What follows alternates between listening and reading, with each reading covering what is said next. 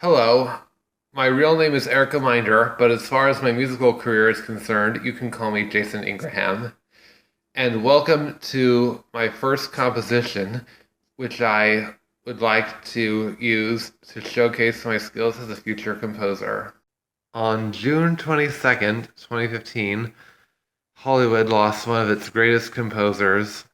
James Horner's two most popular scores are Titanic and Braveheart, but he typically scored several per year since 1979, the most popular of others of which are included here.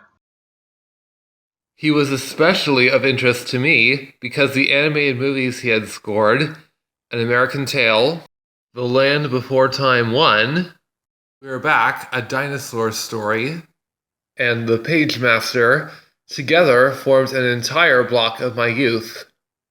He also did Balto, which I never saw. Yet, that is. He completed 3 posthumous scores before perishing in a private jet crash. Since 2009, when I finally, seriously, continuously had my lifelong dream project on my mind, he was always first in line for the composing job. By then, he had slowed down quite a bit, so I was actually preparing for a replacement in case he retired. Thus, even though his death was sad, my heart went on much better than it could have, and in one previous case did.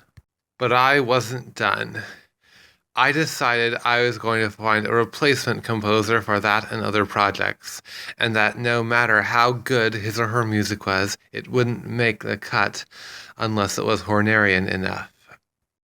Such a composer wouldn't have been too hard to find. In fact, another composer came before him named Jerry Goldsmith, who passed away in 2004, and whose music, though more earnest, was so similar that Horner was clearly a protege. John Williams, whose scores are arguably the most famous, was also cited as an influence, so he probably helped balance out the mood. And I got the idea that this new composer could sort of follow in their footsteps. But then I met a high school senior from North Carolina via email who was really into music and had applied to a university with the intention of majoring in it. I asked him if he would be interested in doing the score. He said, and I quote, "OMG, yes." I had already tried to compose my own music for a YouTube video I wanted to make, but I stopped because I thought it wasn't very good. But now I had decided to spread my wings by doing a score in that style that would contrast the life I live now to the life I want to live, titled Escape to Utopia.